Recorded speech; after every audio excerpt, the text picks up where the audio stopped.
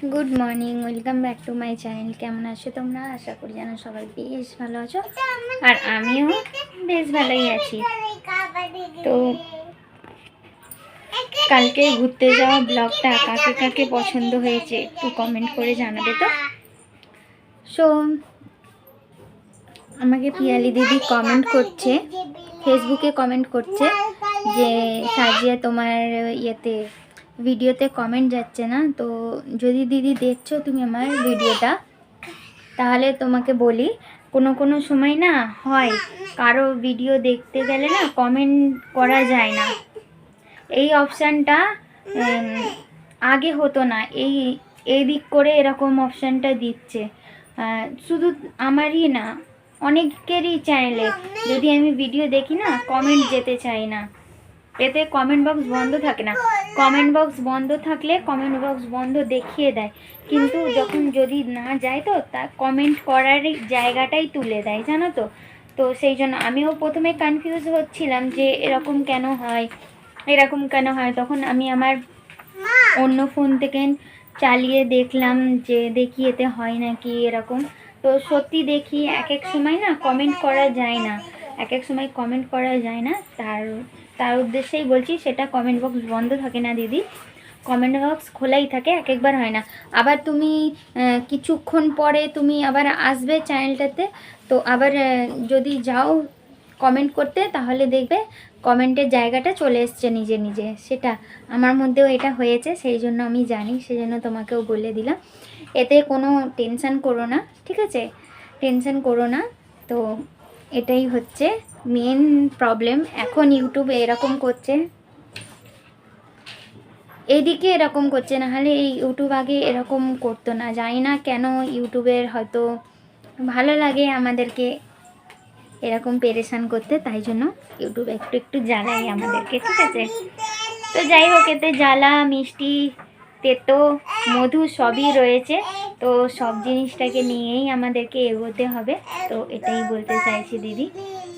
তো চলো, তোমাকেও আমি একটা কথা বলবো, যে তুমি যখন ভিডিও করো না দিদি, তখন তুমি আমার মতন ভিডিওটা করবে, ঠিক আছে? তুমি এরকমভাবে ভিডিওটা করবে না। কেন এরকমভাবে ভিডিওটা, তুমি তো আর 1 মিনিটের ভিডিও করছো না, 2-3 মিনিটের ভিডিও, 4 মিনিটের ভিডিও হচ্ছে। তো ভিডিওটা তুমি এইভাবে করবে যাতে একটু ভালো হবে। ওইটা তো শর্টের মতন হয়ে যাচ্ছে, কিন্তু শর্টের মতন 1 মিনিটেরই ঠিক আছে। যদি 3-4 মিনিট হয়ে যায় তোমার ব্লগটা, তাহলে তুমি এইভাবে করবে, এইভাবে এটা সব থেকে বেটার হবে, ঠিক আছে? তো চলো দিদি, চলো সবাইকে বলি, অনেক বেলা হয়ে গেছে, আমার ঘরে ঘড়ি নেই, দেখো ঘড়ি খানা হয়ে গেছে। তো ঘড়ি তোমাদের দাদাকে নিয়ে আসতে বলেছি, দেখি কবে নিয়ে আসে। তো ঘড়ির বিনা ঘর একদম শূন্য। যেরকম মানুষের জান খারাপ থাকে, মানুষের মধ্যে কিছু থাকে না, সেরকমই আমার ওটাই মনে হয়, ঘড়ি খারাপ হয়ে গেলে আমার ঘরটাই শূন্য হয়ে গেছে। বারবার অভ্যেস রয়েছে তো ঘড়ি দেখার, বারবার এরকম করছি, সকালবেলা পুরোটাই খারাপ হয়ে গেল, ওরে বাপরে। তো যাই হোক, চলো, আজকে হচ্ছে সোমবার, এবারে হচ্ছে ভাত চাপাবো। কালকে দিনের বেলার তরকারি আছে, তো তরকারি করব না, ভাত আর আলু সিদ্ধ করে দেবো। তোমাদের দাদা আসবে না যেহেতু, আলু সিদ্ধ ভাত মারিয়াম খেয়ে নেবে, আর আমি আলু সিদ্ধ ভাত দিয়ে ওই তরকারি দিয়ে মাখিয়ে খেয়ে নেবো, আমার ডালের প্রয়োজন হয় না। তো বন্ধুরা চলো, তোমরা দেখতে থাকো, আবার একটু পরে তোমাদের সামনে আসবো। এই দেখো বন্ধুরা, ভাত হয়ে গেছে, ভাত আমি এবারে খেয়ে নেবো, ঠিক আছে? আর এখানে দেখো ভর্তা করে দিয়েছি, তো ভর্তাটা খেয়ে নেবো। মাহেরা এটাকে তোল, মারিয়াম ওইটাকে বিচো, ভাত খসাই। তো তোমাদের তো দাদা ভাই আসবে না, সেই জন্য।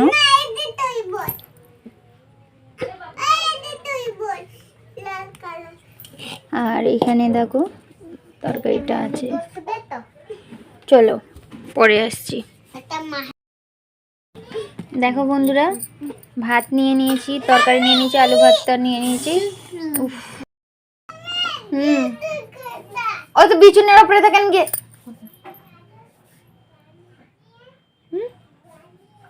টান এইদিকে। তো দেখো মারিয়াম ভাত নিয়ে নিচ্ছে, ও আমার সাথে খাবে না বলে ঝাল দিয়ে ভাত খাবো না তাই।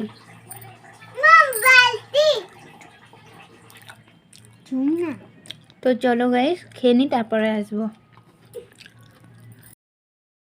এই দেখো গাইস আজকে ওয়েদারটা অনেকই ঠান্ডা ঠান্ডা আছে।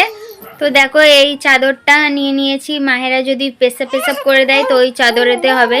সম্ভাবনা তো নেই, কেন দিনের বেলা ঘুমাচ্ছে, আজ কদিন ধরে তো পেশাব করছে না, উঠে করছে। তো চলো, এদের কোনো গ্যারান্টি নেই, ঠিক আছে, এদের ওপর কোনো গ্যারান্টি করা যাবে না, সেই জন্য নিজের সেফটি থাকাই ভালো। আর কম্বলে তো হিস করাতে পারবো না, ওইটা তো আর ধুতে পারবো না, তো তাই ওই চাদরটাকে উড়িয়ে তারপরে কম্বলটাকে ওড়াবো। তো এখন 2:07 হচ্ছে, তো মারিয়ামকে নিয়ে একটু শুয়ে থাকি, 3টের সময় হলে ও পড়তে চলে যাবে। তো চলো পরে আসছি। এই দেখো বন্ধুরা, গুড ইভিনিং, গুড নাইট, যারা যেটাই বলে, এখন তো গুড নাইট বলবো না, এখন তো ঘুমোতে যাচ্ছি না, গুড ইভিনিংই বলছি।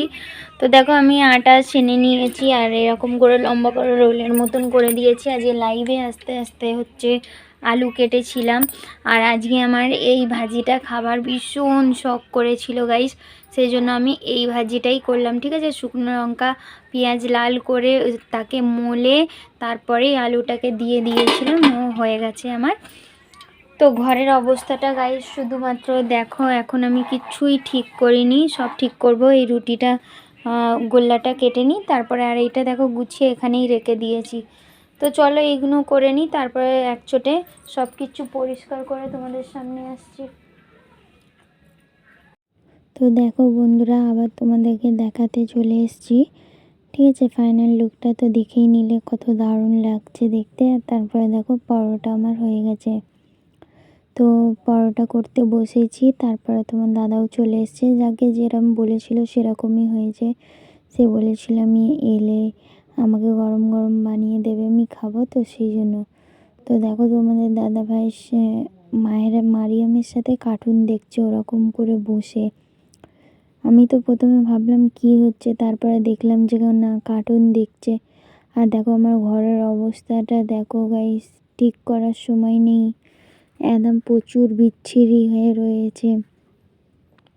ভাবলাম রুটিটা করে উঠে, আর দেখো মারিয়ামকে দেখো কত নাটক করছে, চোখ খুলছে না, তারপরে আবার চোখ খুলে দেখাচ্ছে।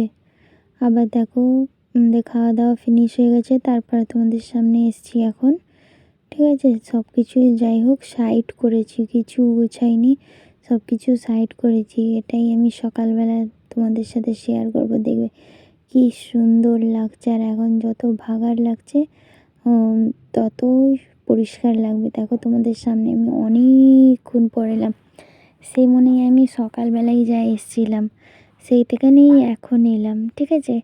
তো কেমন তোমাদেরকে মনে হচ্ছে বলো এতক্ষণ পর সাজিয়াকে দেখে?